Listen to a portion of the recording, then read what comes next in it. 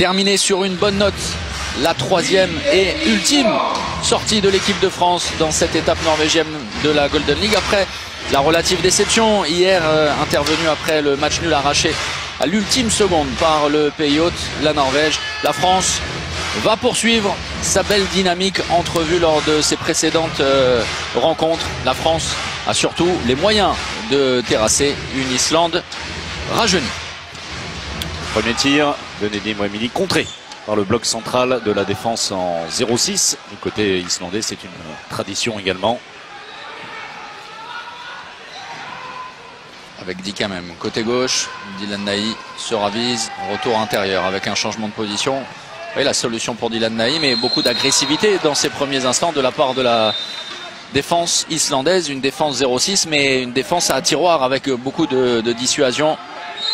Les Islandais qui sont généralement très performants dès les premières minutes. Le bras levé et le premier but pour Dikamem. Lui aussi, en général, est très performant lors des premières minutes. L'aisance. L'esthétique du tir de Dikamem, c'est proche de l'œuvre d'art, hein, du chef-d'œuvre. Oui, vraiment. Alors il y a l'aisance, il y a l'esthétisme et l'efficacité pour l'arrière droit. C'est tellement délié, tellement naturel, tellement simple pour un joueur qui est arrivé, on vous le rappelle, sans cesse, très tardivement au handball. Ouais, surtout cette capacité chez Dika à bien jauger les distances de combat, distance de course pour se mettre en position. Un oubli défensif avec Dikamem qui a été sorti de l'alignement justement de la 0-6 française et Adrien Dipanda n'a pas pu couvrir suffisamment tôt le but de Zwaars.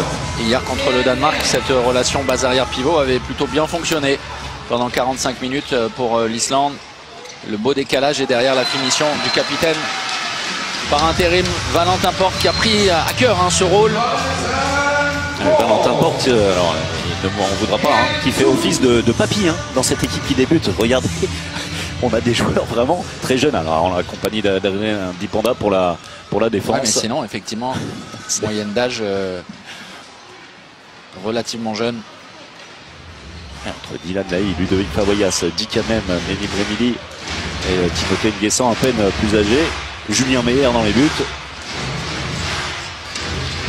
Allez, battu Julien sur ce très bon tir. Côté islandais de Elvar Johnson.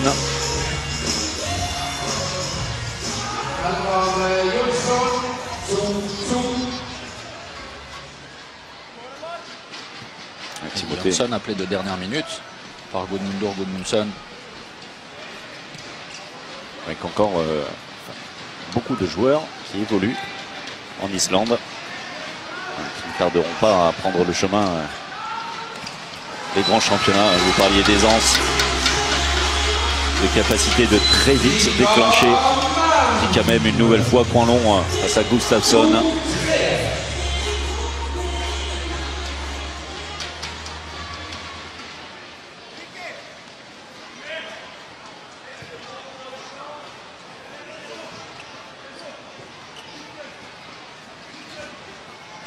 Avec quelques clubs qui parfois ont disputé des Coupes d'Europe. Le premier arrêt de Julien Meyer et derrière l'opportunité pour les Français, et ça a été une vraie satisfaction, le jeu rapide développé par les Français, la circulation, la répartition des joueurs. Oui, attaqué, touché au visage.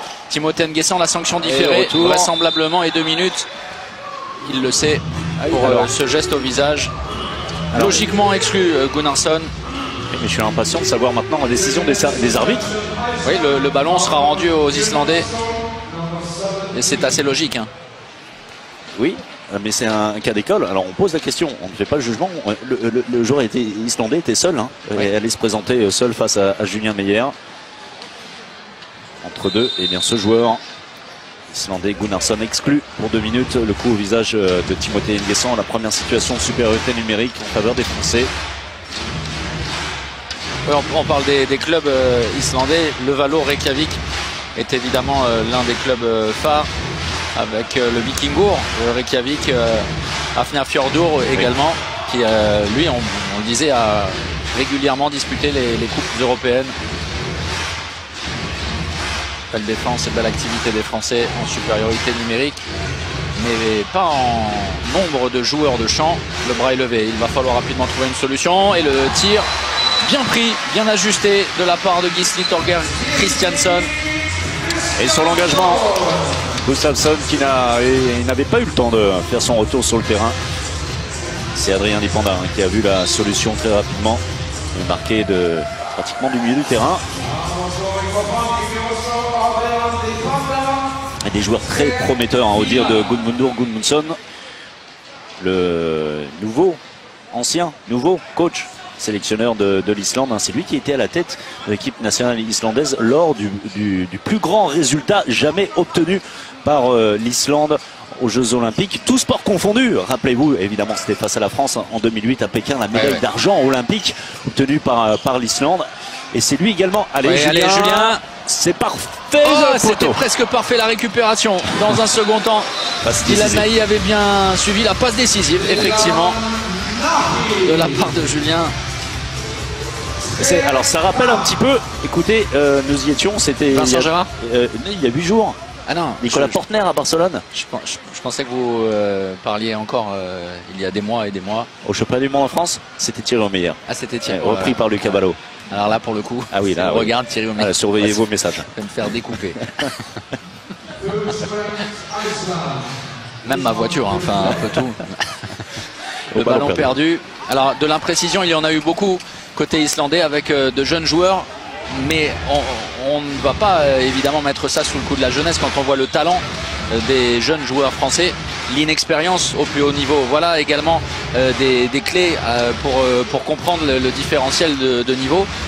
Ne nous y trompons pas, on parlait de moyenne d'âge. Dylan Naï est régulièrement titulaire avec le PSG. Timothée Nguessan, dit quand même, sont deux pièces fondamentales de l'ossature barcelonaise. Nedim Remili est encore un jeune joueur. Il est absolument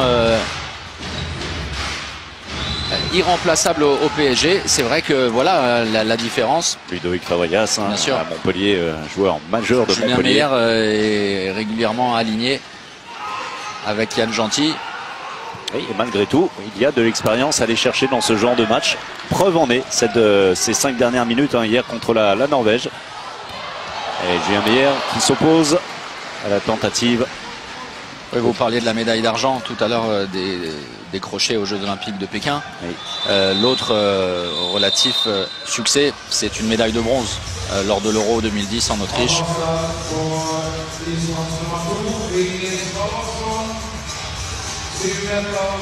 Et si on va encore plus loin, Gudmundur Gudmundsson était à la tête de l'équipe nationale islandaise lors de la seule défaite de la France lors des Jeux Olympiques suivants en 2012. Oui. Un souvenir, comment dire. Bref, le coach, on va suivre ça. C'est impeccable côté bras avec Gudmundur Gudmundsson qui avait fait 3 fois le tour de la salle après la victoire d'un petit but de l'Islande sur la France. Et ça n'avait pas réjoui de tout le monde. On garde en mémoire la finale quand même des Jeux Olympiques. Évidemment. De Pékin. Oui, surtout. Gudmundsson qui auparavant était allé faire, et non pas une pige, mais quelques mois du côté du Bahreïn. 7 mois passés au Bahreïn.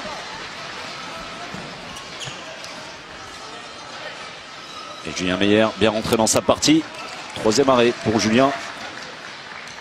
On se souvient aussi dans une ambiance absolument exceptionnelle de ce France-Islande remporté assez largement, succès 31-25 au stade Pierre-Mauroy de Villeneuve-d'Ascq. Vous vous souvenez cette ambiance absolument merveilleuse le 21 janvier de l'année dernière lors du 8e de finale.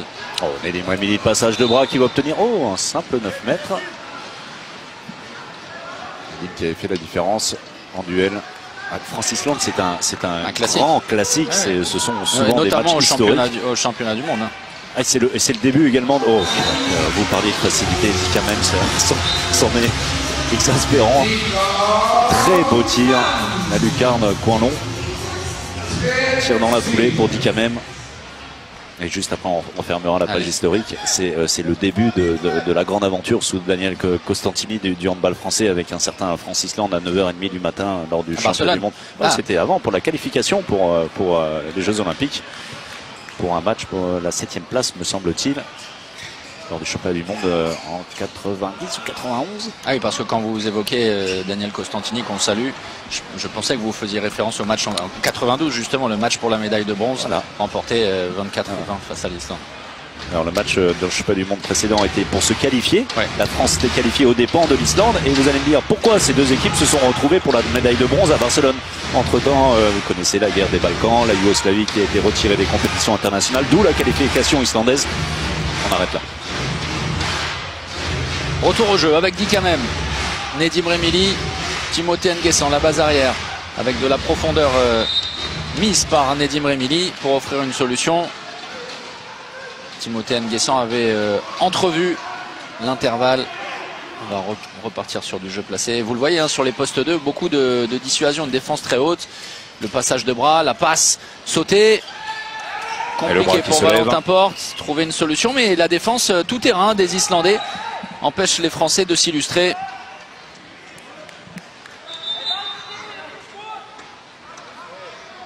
Vous voyez, hein, on a l'information pratiquement en direct. Oui, par un des acteurs de l'époque. Oui, merci à monsieur Bruno Martini, manager général du PSG. C'était bien en 90 lors du championnat du monde. Ce fameux match, sans doute le début de l'aventure au plus haut niveau de la sélection française. Bras levé, Dikamem, le croisé. Ça tient bien défensivement côté islandais. Allez, encore deux passes tout au plus.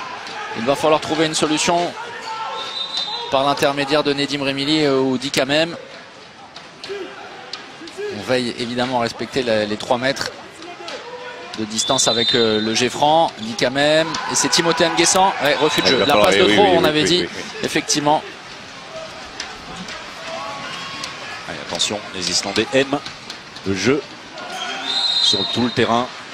Aiment mettre du rythme, c'est plus compliqué et on l'a remarqué hein, lors de ce tournoi, lors des 2 premières sorties de l'équipe d'Islande sur le jeu placé en attaque particulièrement avec moins de possibilités de jeunes joueurs, pas encore tout à fait aguerris au niveau international, et puis l'absence du maître à jouer Aron Palmarsson. On parlait d'un des acteurs de l'époque, il n'était pas membre de cette équipe de France là, Bruno Martini. Non, par intermittence me semble-t-il à cette époque là, ou pas encore tout à fait rentré. Dans cette époque, Philippe Médard, regretté Philippe Médard, Jean-Luc Thibault, Frédéric Pérez étaient les gardiens. Et beaucoup d'entraide de la part de l'équipe de France, même quand Adrien Dipenda était sorti de son bloc central très haut. Derrière, on est venu refermer rapidement côté bleu. C'est très bien ce que font défensivement les Français. Ah, c'était un petit peu plus confus sur la conclusion avec Adrien Dipenda qui s'était retrouvé dos au but. Un mauvais positionnement. Attention à ses retours. Allez, c'est la deuxième fois. Plus personne, c'est pour toi le travail. Et si, Dylan Naï, dommage avec Dikamem. Dylan, comme hier, lors de son retour tonitruant, c'était du même côté face à la Norvège. N'a pas pu empêcher cette fois la contre-attaque d'aboutir. Et la belle finition, une passe au cordeau, comme on dit, d'Ellison pour Gunnarsson, pardon. Différents postes, différentes époques entre Gunnarsson. Ah oui, c'est-à-dire qu'il y en a eu quelques-uns, Gunnarsson, hein, ouais. Avec l'Islande.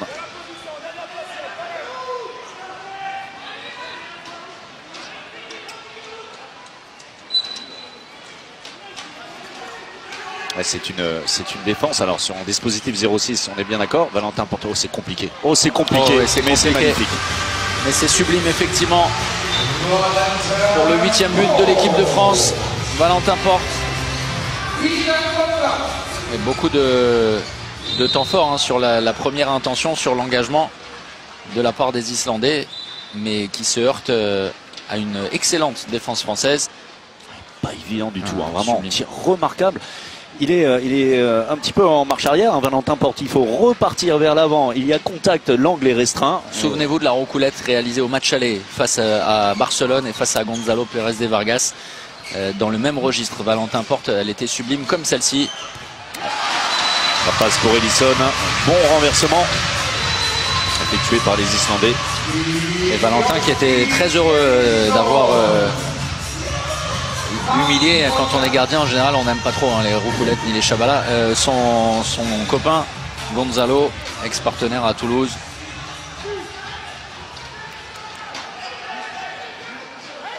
Puisque vous parlez opportunément de gardien de but, on a parlé du retour de Gudmundur Gudmundsson à la tête de la sélection islandaise. Et évidemment, pour vous faire plaisir, avant tout pour vous faire plaisir. Idole de jeunesse. Et oui, son adjoint, c'est un certain Thomas Svensson. Le légendaire Thomas Svensson, lui suédois, qui vit à Barcelone. Qui va rarement en Islande. Même très rarement. Rarissime. En tout cas, pour les regroupements, il n'y va jamais. C'est de manière très ponctuelle. Il vit une existence paisible après une carrière exceptionnelle. Immense Thomas Svensson. Quand on le croise même à plusieurs dizaines de mètres, ça fait quand même toujours quelque chose. Raphaël Kochte face à Gustafsson. La spéciale. Parfait. Très concentré, hein, vraiment très efficace et concentré. Raphaël Kochte au 7 mètres. Et ça n'est pas pour rien hein, que Didier Dinard s'est arrêté sur l'exemple Raphaël Kochte. Avec une détermination, une abnégation qu'il traîne depuis des années en championnat de France et désormais en équipe de France pour le plus grand plaisir des Bleus et le sien et son immense satisfaction. Ah oui. La Si récompense heureux, hein. d'un travail oui. et d'une carrière géniale.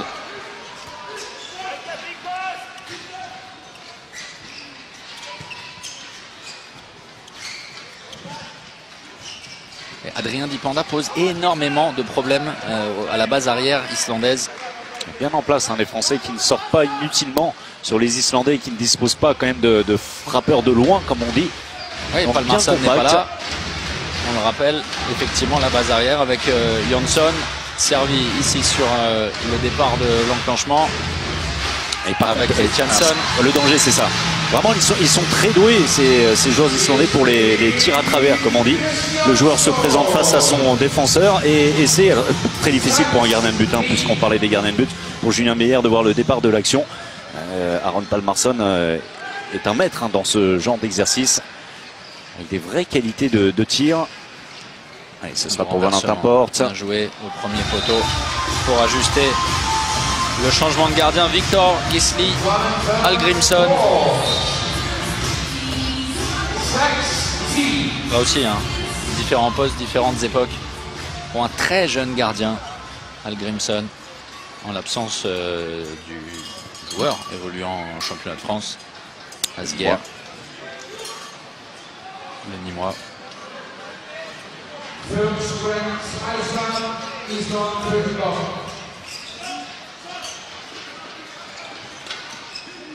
Ouais, c'est bien fait, mais c'est bien rattrapé par Dylan Naï. La tentative de débordement extérieur de Johansson.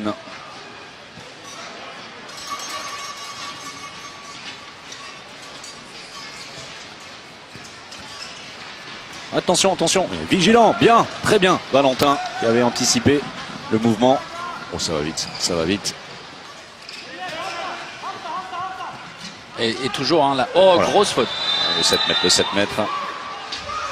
Et toujours la volonté de distribuer, d'écarter le jeu, de trouver la solution avec, vous voyez, hein, dans un premier temps de l'écartement, un décalage, une solution. Parce que Dicamem avait clairement l'opportunité d'aller chercher soit une vraie fixation, soit l'intervalle externe. Mais regardez, alors la fixation y est. Hein.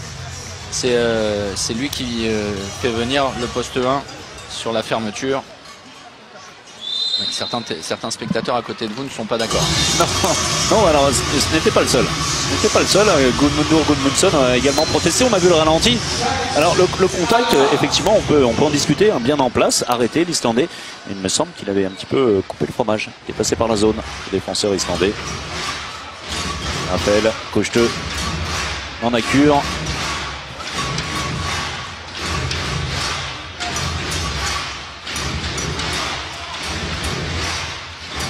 Luka Karabatic, entrée en jeu aux côtés d'Adrien. Oh, attention Dika. Oui. Et Gudmundur Gudmundsson qui fait énormément de bruit. Et c'est lui hein, que vous entendez, pardonnez-moi l'expression, les propos cavaliers, gueuler. Vraiment. Et il va être rappelé à l'ordre. Carton jaune pour Dicamem, mais surtout pour Gudmundur Gudmundsson. Oui, avec une attitude totalement inutile. Hein. C'est dans un match de Golden League s'en prendre de cette manière-là aux arbitres, parce que c'était à elle que ça s'adressait. Bon, peut-être qu'il a quelques craintes pour l'intégrité physique de certains de ces joueurs qui sont jeunes, hein, très jeunes, et notamment celui-là qui est passé dans la moulinette, même Porte. Et en 2 temps, c'est très bien joué, beaucoup de technique sur ce tir pris par Elvaran Johnson. Beau joueur, complet sur le poste arrière gauche, demi-centre.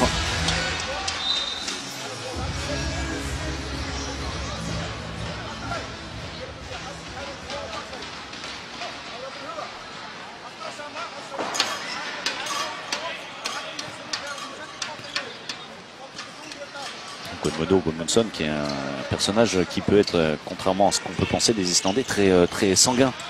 Il est rentré dans l'histoire également pour plus que... Allez, Valentin Porte, parfait, la finition, très concentré également Valentin.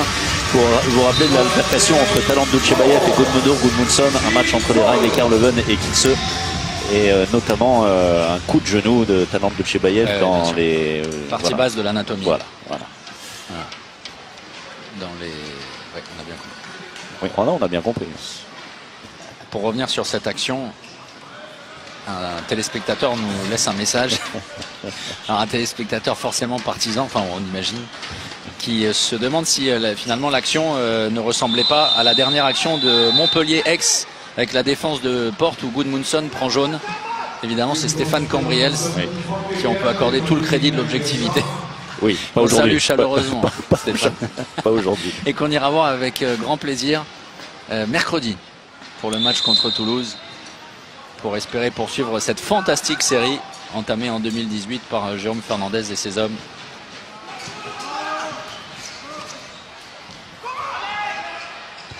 Et 7 mètres, Dylan Naï qui subit l'action malgré sa volonté de fermer le dernier intervalle. Il est en zone, le Parisien, d'où ce 7 mètres justifié. Hashtag en d'action, vous nous laissez vos messages, les commentaires, les remarques. Après ces 20 premières minutes. Allez, Julien Meyer. Face à Gunnarsson. Ajusté, Julien.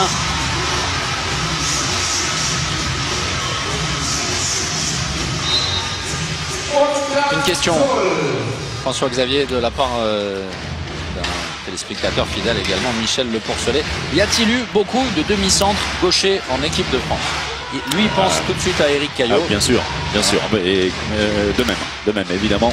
Éric Caillot, l'un des très grands joueurs français. Alors une époque où la France brillait bien moins que ces 15-20 dernières années, évidemment. Et un joueur fantastique qui fut également l'un des premiers à évoluer à l'étranger. Aujourd'hui c'est monnaie commune, mais à l'époque c'était quelque chose d'extraordinaire. Du côté de Granollers pour Éric Caillot, le Gabinien. Sinon, puisque vous parliez d'Aix-en-Provence, dans le coin Éric Caillot de nos jours, de souvenirs. Oh, ensuite... énorme ce tir en secteur désaxé de Luka Karabatic. Quel gainage, ça va beaucoup mieux pour Luka. Bien servi, hein. Bien servi, Luka, ça va vite, l'engagement rapide. Ellison en bout de ligne. Ellison performant. Non, de souvenir par Éric Caillot. Je cherche. Là aussi, hein, c'est superbe ce que vient de réaliser Dylan Naï.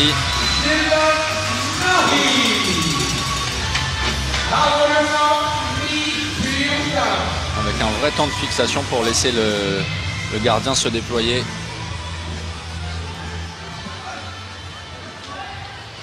On va faire confiance à notre téléspectateurs. S'il voit dans l'histoire de l'équipe de France un demi-centre gaucher. Allez-y, vous vous exprimez, hashtag en d'action. Bonne couverture d'Adrien Dipanda, qui quand même était sorti. Avec un Gudmundsson très bavard.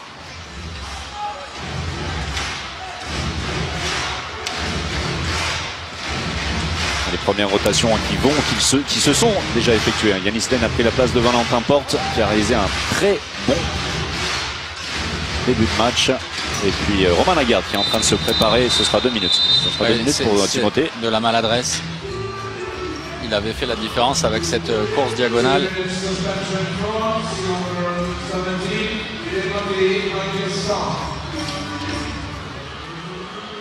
C'est Christiansen, hein, une nouvelle fois, qui est, ouais, c'est assez sévère. Christiansen qui avait perdu l'équilibre. Vous allez voir la main. Non, mais... il a glissé. Hein. Oui, il glisse, il perd l'équilibre. C'est une glissade, effectivement. Oui, il avait tout vu, Didier Dinard. La sortie en Yago d'Arnarsson avec Christiansen. La passe à l'opposé. On va reprendre de la distance côté Christiansen.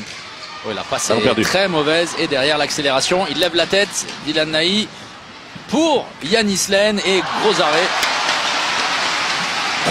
Trop près Yanis. Ballon perdu tout de suite par les Islandais. Et reperdu par les Français. Faute de main. Adrien... Faute de pied.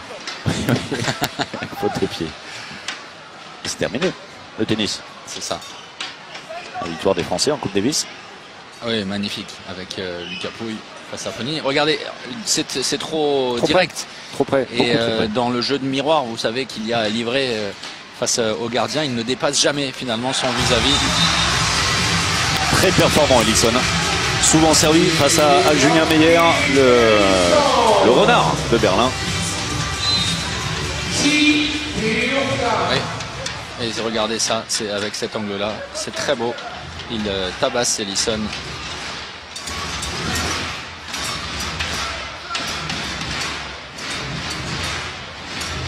Dimanche après-midi.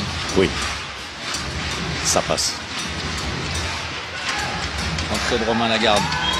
Et la faute offensive. Me semble-t-il, c'est le passage de Dicamé, mais c'est à côté. Cette tentative.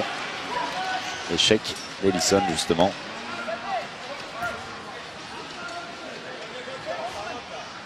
Allez, ça tourne du mauvais côté.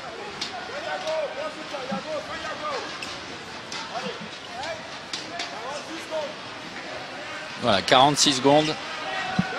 Non, il reste 10 secondes. Ah non, 12 secondes. Ouais. Ah ouais, il s'est trompé. Il s'est trompé. Il a rectifié juste après. Il a demandé. Et il est en train, hein, ça aussi c'est très intéressant d'entendre Didier Dinard, toujours avec tellement de générosité sur les passages de bras. Romain Lagarde est en train vraiment d'étoffer son jeu sortie après sortie, match après match, en étant vraiment impressionnant. Facilement, hein. Facilement Romain qui fait la différence et qui a encore pris un petit coup au passage. Et Gudmundsson qui pose son temps mort.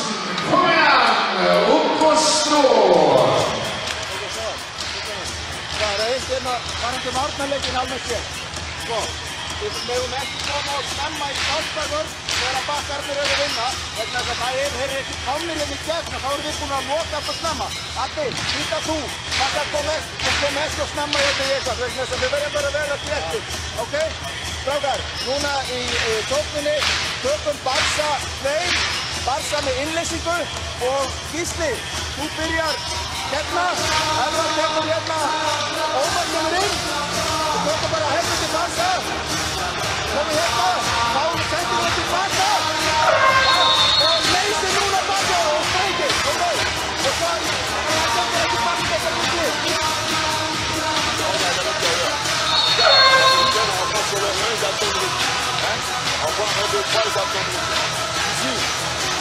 Vamos voir la vidéo de la partenaire, je parle aussi de la part de la rivale, parce que de l'arrivée. Ça va pas faire, mais c'est bien occupé. Et les gars, on continue là, c'est que ça les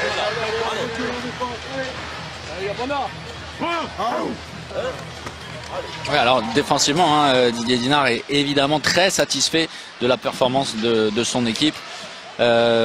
Pour vous dire qu'il n'y en a pas eu beaucoup des demi-centres gauchers. On a un téléspectateur, mais quel téléspectateur qui vous a envoyé un message pour vous donner une autre précision. Là on est passé encore, alors Bruno Martini et Stéphane Cambriel ne nous en voudront pas. On est passé encore au-dessus. Merci à Daniel Costantini de l'information. Jean-Louis Silvestro, passé par le SMUC, Marseille, bien évidemment le grand club historique de Marseille, le PJ Bâtel-Angeolil et puis Sochaux. C'était dans les années 58-70. Ah, il faut remonter quand même, hein, il n'y en a pas eu tant que ça. Vous aviez quel âge, 15-16 ans déjà? Oui, c'est ça, bah, je passais mon bac.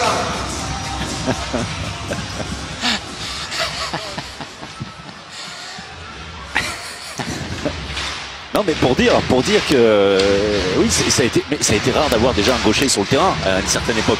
Aujourd'hui, on voit les Tika, même Adriani Panda, Valentin Porte, Melvin Richardson et j'en oublie bien évidemment Nedim Remili. Comme si c'était assez normal, mais c'est une chance incroyable que partagent, et on l'a vérifié hier, les Norvégiens, qui peuvent compter de plus en plus sur de très bons gauchers. Le dénominateur commun entre les hommes que l'on a cités, Cambriels, Martini, Costantini, c'est évidemment la région. Hein. Oui, ils sont tous parisiens, c'est ça? Ouais, c'est ça. Bien sûr. Ah, Yanis, allez, il faut pousser maintenant. Le choix a été fait de revenir vers l'intérieur. 7 mètres obtenus par Yanis.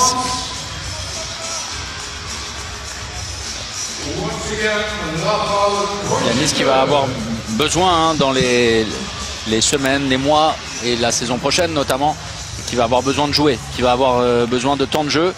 Quand on voit le niveau de l'ailier droit à Barcelone. Alex, l'échec. Allez, en 2 temps, oui. Eh bien, on se dit que ce sera compliqué hein, pour Yanis, qui va devoir cravacher, qui va devoir travailler dur, qui va devoir se remettre en question. Oui, parce que clairement, arriver derrière Victor Thomas, c'est arriver derrière un monument dont on sait quand même que Victor Thomas a plus sa carrière derrière lui que devant lui. Ça se tient. Le problème, c'est qu'Alex, qui a montré cette année des qualités assez incroyables, lui est né en 98. En 98. Imaginez, plus jeune que Yanis Lem, donc, et a prouvé lors de la double confrontation contre Montpellier notamment, toutes ses qualités et l'importance qu'il pourrait avoir dans cette équipe de Barcelone. En 98. Oui. Le gardien islandais, il est né en 2002. Ça vous dit quelque chose? C'est pas si impressionnant que ça. Hein. Non, du tout. Du tout. En 2002, vous imaginez ça? C'était hier. Là, ça fait mal. Hein.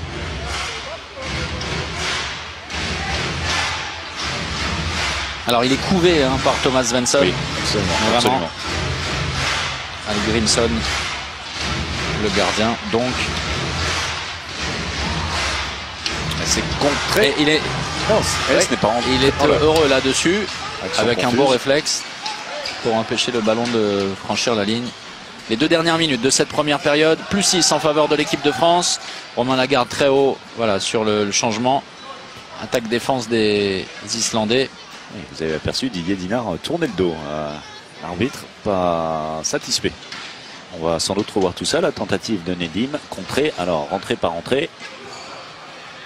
Ouais. Très compliqué de s'exprimer là-dessus, avec cet angle. Le Schwenker, pas de solution, bonne lecture défensive. Et regardez la mobilité de la part des Bleus. On va reprendre la distance. Côté islandais, côté Jonsson.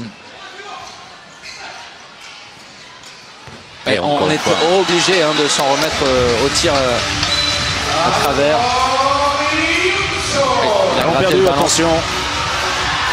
Le retour de Dylan. Très bien. Ça, voilà, ça c'est le vrai visage de Dylan Nahi, qui est guerrier, combatif, qui ne lâche absolument rien. Et pour le coup, plein de maîtrise hein, en arrivant comme ça de derrière. On faisait la référence au repli défensif d'hier, lorsqu'il est venu offrir son corps face à la contre-attaque norvégienne. La dernière minute entamée, il reste 40 secondes désormais. Une bonne défense et pourquoi pas récupérer le ballon pour s'offrir un écart encore un peu plus important à la pause. Ouais, rester sur une vraie note positive. Allez, l'opportunité pour rentrer au vestiaire avec un avantage de plus 6. Ne pas se précipiter, ne pas se hâter. Il reste encore beaucoup de temps. 20 secondes.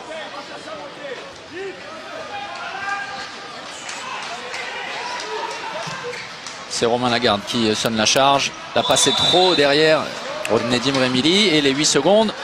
Et allez-y. C'est plein centre. Oui, bien sûr. Allez, Dika, trop tard. Oh là, faute sur l'arbitre.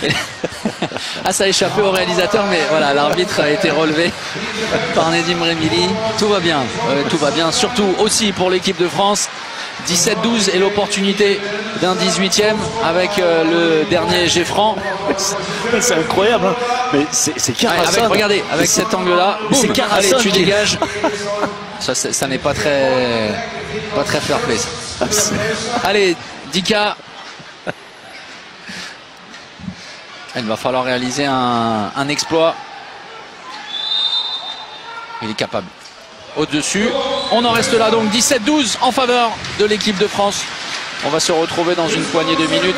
N'oubliez pas, beIN Sport 3, beIN Sport 7 pour ce match entre la France et l'Islande. À tout de suite. On voit de la seconde période, tout va bien pour l'équipe de France après 30 minutes sérieuses, 17 buts marqués et une défense solide. Aux Bleus de rééditer ce même genre de performance.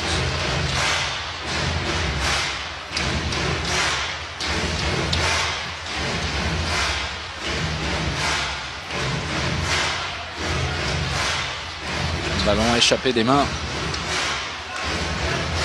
avec un Christiansen qui nous a laissé une plutôt belle impression, même si son croisé est hésitant.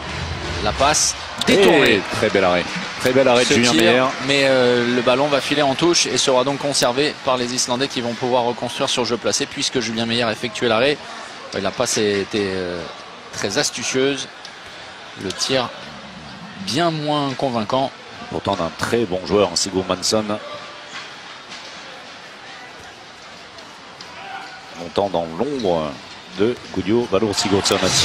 C'est un joueur, je vous le dis sincèrement, très complet, beaucoup. Très intéressant, un tir intelligent. Encore une fois, tir dans la foulée avec un rebond important devant Julien Meyer. Battu sur le coup. Valentin Porte, ballon en main, qui dispute aujourd'hui son 99e match avec l'équipe de France.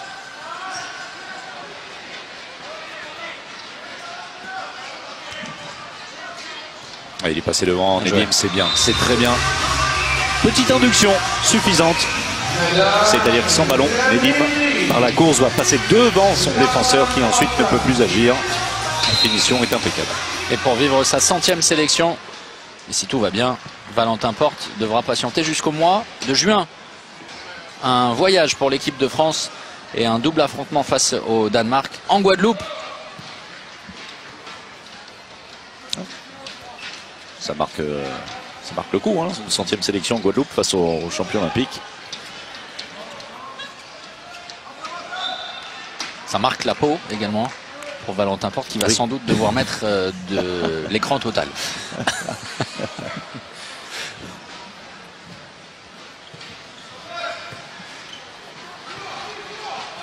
Oui, quelle passe admirable, vraiment.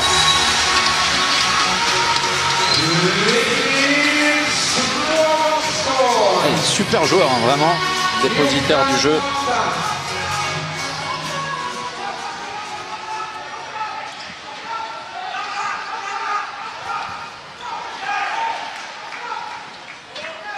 La France évoluait de manière circonstancielle avec deux pivots. Le changement va s'effectuer, dit quand même de retour à la place de Luka Karabatic. Le Barça annoncé par Didier Dinard. Nedim Remili sur un poste de demi-centre. Timothée Nguessan, le passage de bras, la faute et 2 minutes. Non, il avait fait la différence pourtant, Timothée Nguessan. Magnusson qui reste suffisamment solide.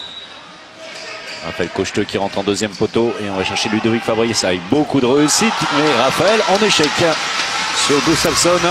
Rentre en deuxième poteau. Non, vous n'avez pas dit ça?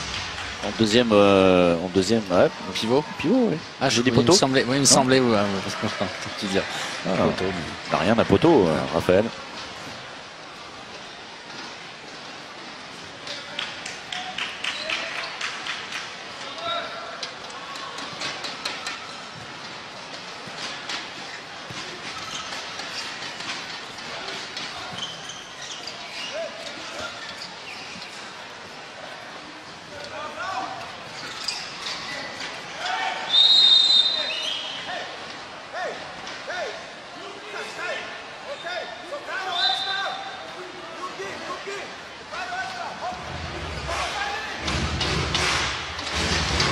Ça c'est vraiment très très bien joué, avec beaucoup d'engagement. Le tir de Jonsson Christiansen, c'est très très très bon, hein, François Xavier, sur la base arrière.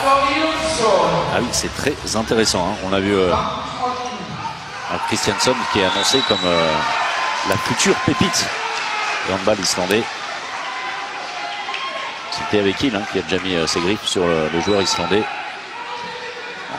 Au niveau islandais, on est assez bien renseigné, hein, du côté du TAV. Allez, Raphaël, concentré, hein, il reste sur un échec, c'est bien. Le deuxième poteau, le tir à la hanche trouvé par Raphaël Cocheteux. Il ne s'est pas laissé prendre au piège, Raphaël, parce que clairement Björgvin Pál Gustafsson l'invitait à tirer au premier poteau pour mieux refermer sur lui. Les Français qui doivent trouver des solutions défensivement, parce que les mouvements proposés par les Islandais posent des problèmes dans cette entame de seconde période, avec les dangers principaux. On vous les a présentés. Magnusson en supplément. Et Valentin. Il a perdu sa chaussure. Ouais, c'est pas Varsan qui ne peut. C'est Jonsson, hein, qui va se rechausser. Tout va bien.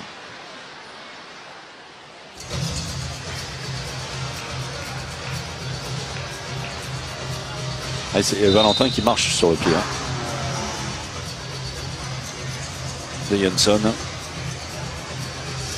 Voilà, belle parade de Julien Meyer. Entrée de Daniel Torringasson au poste de demi-centre. Avec ce joueur à surveiller dans les prochaines années. Pas beaucoup plus vieux que son ami gardien de but, hein, né en 99, hein, Christian.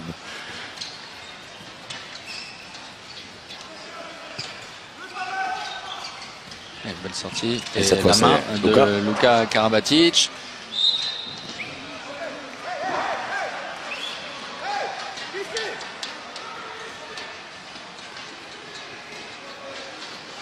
Gislis et Christiansen, hein, vous avez entendu Gudmundsson. Oh, superbe, vraiment, en posant les appuis. Et voilà un autre joueur très intéressant, Omar Ingi Magnusson. Encore une fois, le tir à travers, c'est-à-dire se servant de la position du défenseur, en l'occurrence Luka Karabatic. Toujours très très compliqué pour un gardien de but derrière de voir le départ de l'action, l'intention du tireur. Repoussé Ludovic Fabregas. Oh, dommage que l'on n'ait pas permis, oui, à Ludo Fabregas d'aller au bout de son action. Il avait réussi à marquer. C'est Runar Karason qui paye pour sa faute sur l'arbitre en toute fin de première période. Runar Karason passé par beaucoup de clubs. C'est Juliusson, hein, qui a été exclu. Oui, alors écoutez, mea culpa. Je me trompe depuis le début. Vous voyez Runar Karason, le gaucher, sûr, ouais. passé par Berlin. Et beaucoup de clubs qui... une vraie ressemblance. Mais qui n'est pas sur la feuille de match. Non. Et on était un petit... On a tout vu, hein, pendant, on va vous dire la vérité, pendant cette Golden League, des joueurs arriver plus tard, ne pas arriver du tout, ou partir plus tôt, tout simplement. Ça a été le cas par exemple de Rasmus Lauge-Schmidt, qui était annoncé, qui n'a pas disputé le premier match, puisqu'il était reparti du côté de Flensburg au chevet de sa femme. Qui en a collé 14 hier. Non, 13 en 45 minutes de jeu, tout va bien. Ça. Voilà, qui est revenu pour un match. Pas certain qu'on le voit aujourd'hui. Peut-être est-il reparti. Bon, c'est un petit peu les portes ouvertes sur ce tournoi, avec notamment les... Bon, je n'aime pas trop ce mot, mais les têtes d'affiche, on va dire, absentes. Sander Sagosen est bien présent, mais n'aura pas joué du tout. Mikkel Hansen est resté en France. Nicolas Karabatic également. Gudmundsson Sigurdsson n'est pas venu. Palmarsson est déjà reparti. Alors Julien Meyer a du mal, hein, à s'ajuster sur ses tirs longue distance. Gros impact récupéré de la part de Timothée Nguessan, et attentif derrière Ludovic Fabregas dans le combat. Oui, parce qu'on parlait des difficultés de Julien Meyer, mais la base arrière islandaise marche très bien, notamment au retour des vestiaires. Regardez, hein, il n'y a plus que 4 buts d'avance.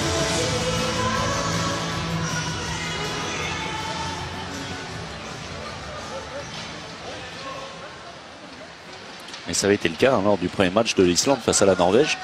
Les Islandais qui avaient tenu tête aux Norvégiens jusqu'à quoi 2-3 minutes du terme de la partie. Limite. À la limite.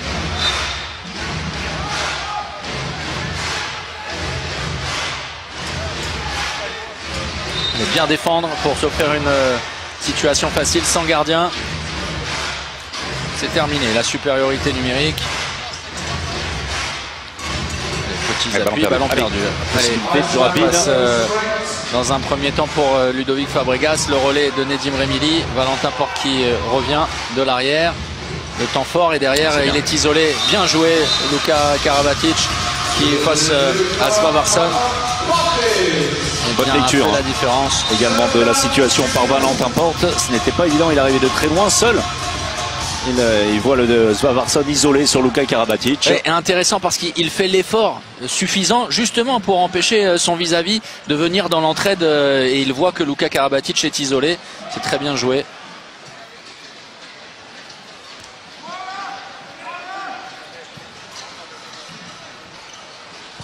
Voilà. Julien Meyer. Sur les premiers pas de démarrage, Elvar Horn Jonsson est très vif, vraiment avec beaucoup de puissance. Une nouvelle fois, la difficulté pour Svavarsson.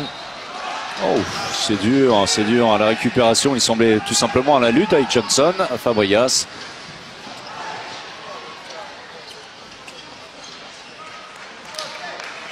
Oui, enfin, des qualités, c'est un potentiel, un né en 99 sous les yeux des Norvégiens.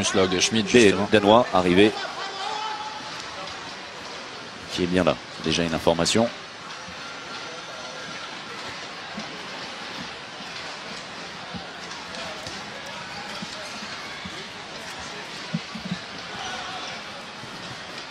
Oh, super. La feinte énorme. Magnifique. Timothée Nguessan enrhumé là-dessus par la finesse d'Omar Ingi Magnusson. Ouais, Timothée qui cherche toujours son vis-à-vis. Superbe mouvement, très technique. Gaucher qui rappelle un tout petit peu Palmarsson. Bon, gaucher, hein, j'ai précisé. Pas simplement dans la coupe de cheveux. Non, c'est vrai que c'est un peu ça. Ouais. C'est un peu ça. Défense bien plus étagée du côté islandais. Comme en tout au début de rencontre, oui, tout juste, voilà. Tout proche de l'interception. Et c'était compliqué, ce sera 2 minutes pour Jonsson pour avoir balancé Nedim Remili. Mais le ballon sera conservé par les Islandais. Mais là aussi, hein, on est en droit de se demander. Regardez Raphaël Kochtö, lorsqu'il se retrouve dans cette situation, il en a 1, 2, et il est obligé d'ajuster. C'est pas pour, il est obligé de ralentir finalement sa course et sa suspension. Il est clairement gêné. Je serais tenté de vous dire au métier qu'il revienne vers l'intérieur en passant entre les joueurs au sol. Parce que là, effectivement, il se retrouvait dans une mauvaise situation avec une course qui l'emmenait droit sur le gardien. L'impossibilité d'ouvrir son angle au tir premier poteau que Gustafsson évidemment attendait et l'échec de rappel. Vous êtes sans pitié, vous. Non, mais vous me parlez d'une situation. Alors, aucun cours de métier à donner quand même au meilleur buteur de tous les temps du championnat de France, Raphaël Kochtö. Mais c'est vrai que ce sont toujours des situations assez étranges.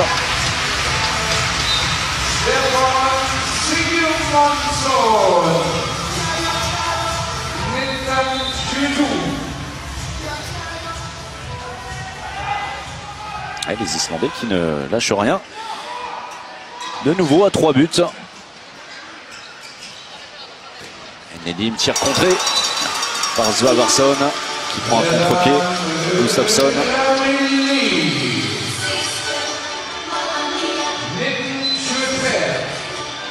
A priori, on a des soucis de son. C'est ce qu'on nous indique sur le hashtag en d'action. Voilà. Alors, je vais pas vous dire si vous avez des soucis de son, hein, pas rien à voir. N'hésitez pas à nous le dire. Bah non, puisque si vous en avez, vous n'entendez pas ce que je suis en train de vous dire. C'est un peu paradoxal. Ça va être compliqué. C'est Anouk Korge qui nous dit ça. juste pour qu'on prévienne Paris, si c'est le cas. Encore un beau mouvement initié par Magnusson.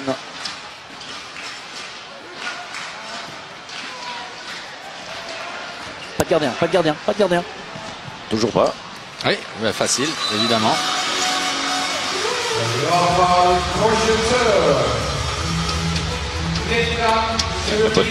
La bonne défense de Ludovic Fabrias permet aux Français de marquer assez tranquillement. Timothée Nguessan a cédé sa place. Le retour sur le terrain de Romain Lagarde. Beaucoup utilisé, Timothée, lors de cette étape de Golden League.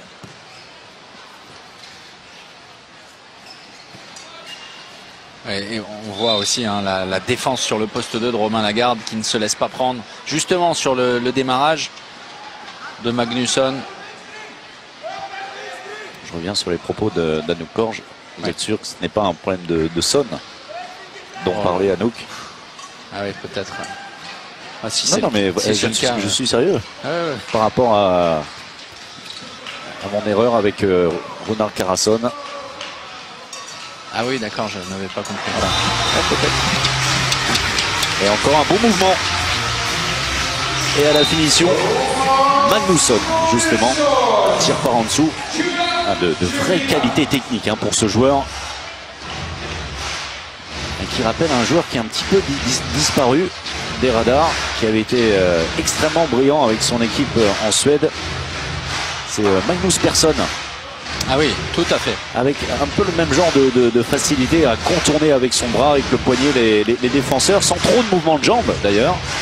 Allez, Valentin. Cette passe. Oui, bien, très bien. Et personne, on l'avait aperçu face à la France, justement lors du mondial, avec l'absence. La blessure de Lagergren. De Lagergren, oui, exactement.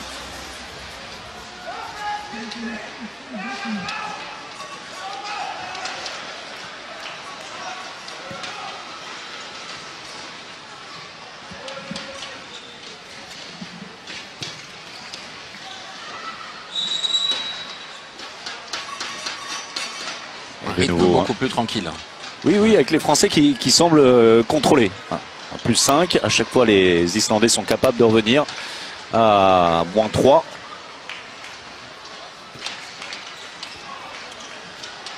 Pas de solution, ne pas se faire de frayeur, surtout pour gérer les 15 dernières minutes de cette partie, pour éviter les regrets une nouvelle fois et pour avoir l'opportunité, on le disait, de s'imposer dans cette Cedi Cup. Le temps mort posé par Guðmundur Guðmundsson.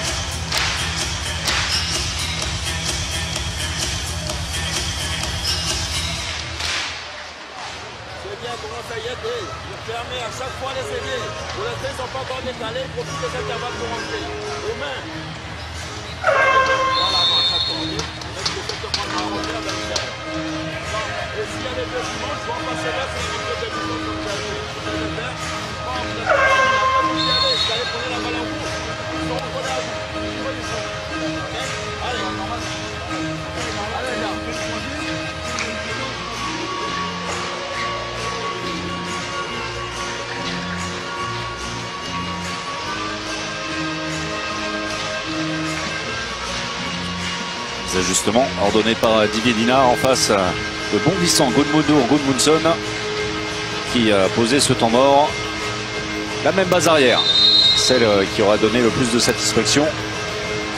Johnson, Magnusson sur les côtés et Christiansson à la main. Et Julien Meyer bien présent sur cette tentative de tir entre les jambes justement de Magnusson, de Johnson, pardon. Il dit quand même avec Romain Lagarde.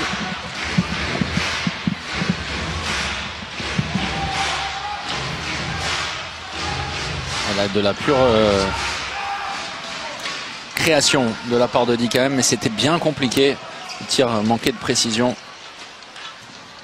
Et trop tard la fermeture et c'est Svavarsson, l'éternel Svavarsson qui trouve la solution. Une roucoulette en finesse.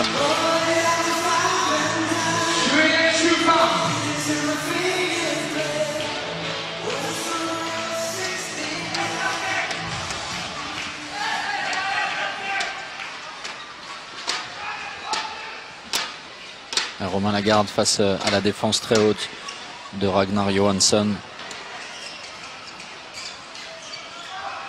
C'est bien Nedim Remili qui n'hésite pas à aller au combat.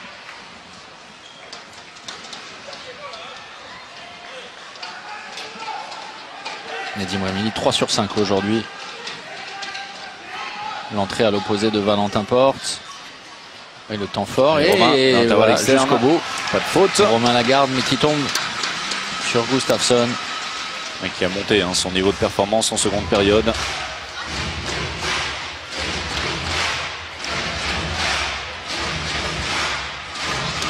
Et de nouveau, les Islandais. La possibilité de revenir à 3 buts des Français.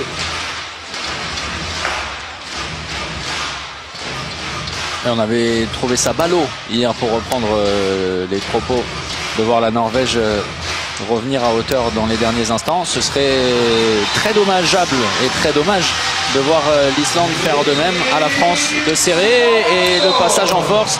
Ouais, Romain Lagarde, très belle défense côté islandais avec Juliusson. Mais attention parce que on le disait, l'Islande est de retour et a l'opportunité de revenir à 2 buts simplement, avec une rotation très convaincante côté islandais. Et une jeunesse dorée en la personne, on le disait, de Jonsson, de Christiansson, Magnusson également. Regardez, c'est bien fait avec un petit problème d'alignement défensif. Les Français sont transpercés de toutes parts. On se souvient du score à la pause. 17-12. Ouais. Et un 10-8 en faveur de l'Islande pour le moment. Ouais, il faut remettre un petit coup de boost. Un peu plus de mouvement sous les yeux des deux absents du jour. Melvin Richardson légèrement malade. Et Vincent Gérard de Montpellierin. Et le temps mort de Didier Linard.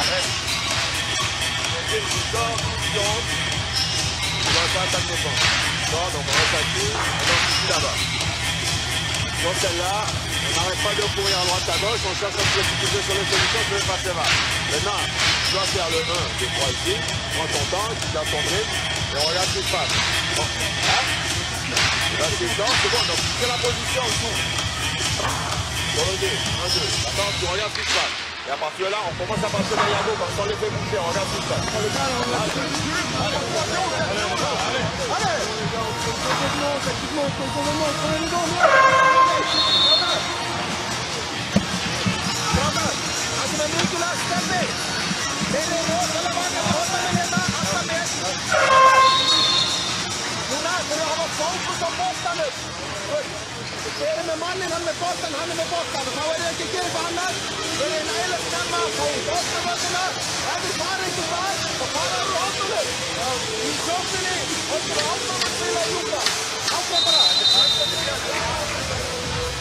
Et avec cette séquence totalement favorable aux Islandais, les Français n'y arrivent plus pour le moment. Attention, avec Raphaël Cocheteux accroché, Adrien Dipanda comme hier, resté aux avant-postes et l'arrêt de Gustafsson. C'est un ballon pour revenir à une longueur. Incroyable zèrement dans ces instants précieux de la part de l'équipe de France. Bonne défense, dit quand même. Et lâcher le ballon et trouver une solution sur la diagonale avec le retour. Romain Lagarde. Il a fait la différence, Romain. Grosse faute, ce sera 2 minutes. Oui. Dépassé. Juliusson sur le 1 contre 1 de Romain Lagarde. L'intelligence de Romain Lagarde dans l'attaque. Il voit qu'il y a un duel à jouer, à 1 contre 1. Il sait qu'il a l'avantage. Et il pousse jusqu'au bout dans la continuité. C'est ce qui lui permet d'obtenir le jet de 7 mètres ou pas, ça c'est la question entre les deux arbitres et l'interrogation des Français. Et en tout cas les 2 minutes, ça c'est certain, c'est un 7 mètres. Alors ce qui paraît tout à fait logique. On a revu l'action. Romain Lagarde avait fait la différence. Un contre un externe interne. Qui reste sur un échec relatif, mais tout de même à 7 mètres pour se rassurer dans sa routine. Oh, c'est au-dessus. Manque de contrôle technique. Ça c'est très très étonnant de la part de Raphaël Cocheteux, mais ça souligne aussi les difficultés actuelles des Bleus. Et ça va dans le sens de la dynamique. Malheureusement, les Français un petit peu moins précis dans leur jeu. C'était la teneur des propos de Didier Dinard qui demandait à ses joueurs d'arrêter de se disperser et de partir un petit peu chacun dans son coin sans avoir une idée commune lors des attaques. Et c'est un petit peu le cas lors des 5-6 dernières minutes. Et bien à l'inverse, les Islandais profitent avec beaucoup d'euphorie. Trouver des solutions et encore une trouvée et le but et attention peut-être plus, sans doute plus. Là c'est un vrai danger côté équipe de France. 2 minutes. Expulsion pour Luka Karabatic qui la conteste d'ailleurs. Ça ne changera pas grand chose. Ouais, mais encore une fois, alors il est derrière Luka. Il est derrière Luka. La faute n'est pas énorme, mais il est derrière. Il ceinture le pivot islandais à ce moment-là. En l'occurrence, Arnason. Les Français, malgré tout, en supériorité numérique, puisque Julien Meyer a cédé sa place. Allez, encore, non. Allez, ça peut aller encore plus loin. Ludo Fabrias qui va trouver la solution seul. Pour retrouver le chemin des buts, ce qui était loin d'être une évidence lors de ces dernières minutes. Et pourtant, l'équipe de France a été prévenue hier avec une gestion de fin de rencontre complètement ratée.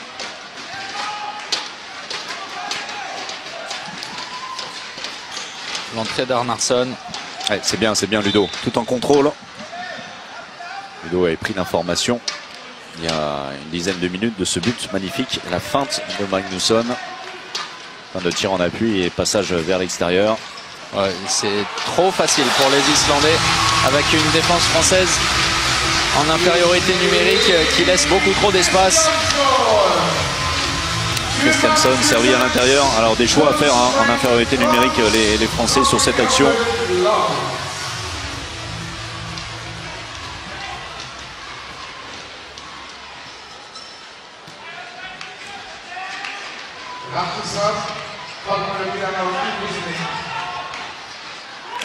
L'entrée de Raphaël Cocheteux en deuxième pivot.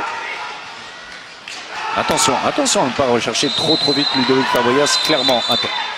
Rien de méchant, tout va bien.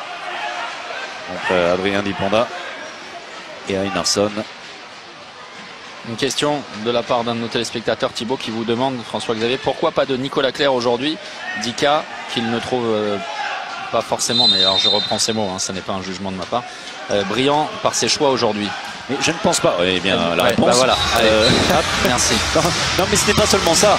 Les choix de Didier Dinard et Guillaume Gilles ne sont pas régis uniquement par les performances des joueurs. Évidemment que la France, à chaque fois qu'elle se présente sur un terrain de handball, elle le fait pour gagner un match. Ouais. Mais c'est également, et si vous ne le faites pas lors de la Golden League, vous ne le faites jamais dans une saison. Le travail, bien sûr, le travail. Et c'est une idée globale. Il faut réfléchir. On a trop tendance, et c'est bien normal, à penser individualité, suivant la forme, suivant les prestations, alors qu'il faut penser d'une manière globale. Les associations, on en parle souvent. Ouais. Ce que vous faites aujourd'hui, peut-être que ça paiera dans 1 an, 2 ans, 3 ans, 4 ans, vous ne savez pas trop. En tout cas, ça donne énormément d'informations et ce choix est quand même avec Dika même au poste de demi-centre.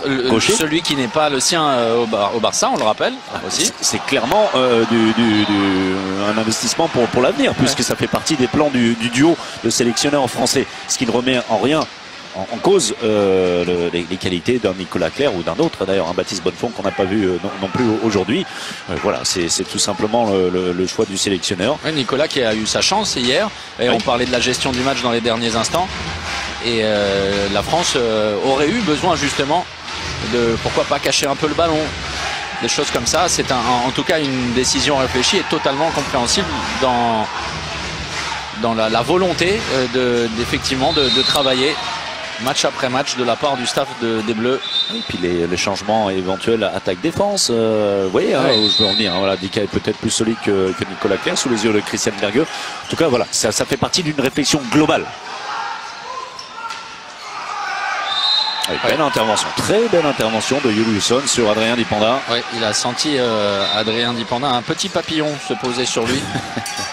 Ouais, regardez, l'excès d'engagement à la limite, hein, côté Juliusson, mais une nouvelle fois, hein, ça souligne vraiment la volonté farouche des Islandais de faire déjouer les Français et pourquoi pas d'accrocher au tableau de chasse. Oui, mais c'est un aveu, voilà. Et bien écoutez, ça devait arriver. C'est souvent comme ça sur ce genre d'action où il y a une répétition d'actions totalement individuelles avec peu de bases communes, en tout cas sur les attaques. Et in fine, c'est Romain Lagarde qui prend un tir pratiquement impossible à transformer. C'est un petit peu là que le bas blesse depuis 10 bonnes minutes. C'est que le projet collectif dans sa précision qui doit absolument avoir, c'est totalement étiolé.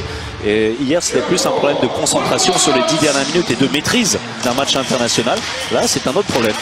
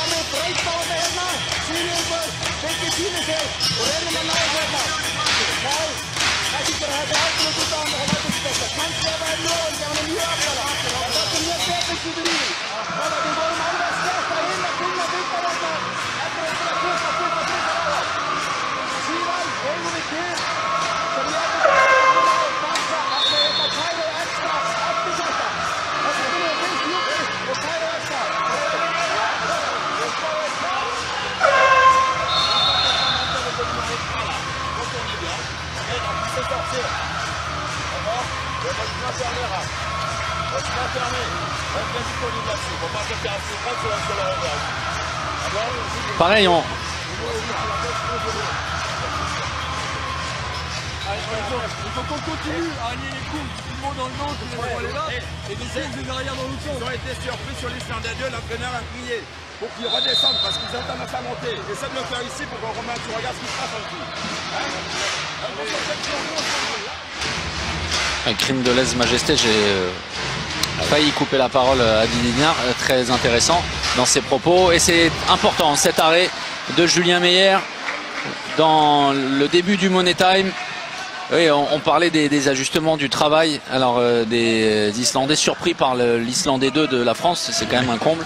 Mais puisqu'Anthony nous pose la question, Pech Malbec, était-ce un bizutage de ne rentrer que le temps d'un 7 mètres sur l'ensemble du week-end? Non, pas du tout. Là aussi, hein, dans l'apprentissage, dans